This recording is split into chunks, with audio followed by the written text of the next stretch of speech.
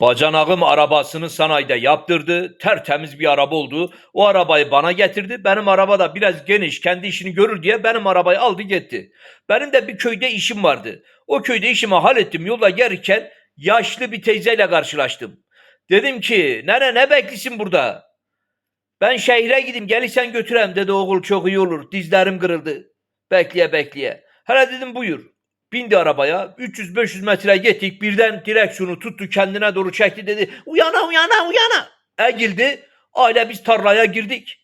Yanda daşar arabayı çizdi. Ön kaputu öndeki tarlanın sınır taşına bir çarptı. Ön kaput çıktı yerinden. Dedim, sen anarşist misin? Şimdi nene niye ettin? Dedi, oğul ben ettim. Sürmeyi bilmişsen söyleyedin. Senin araba direksiyonu da aynı don lastiği. Nereye çeksen oraya gidiyor. Ya dedim, sen çektin ya.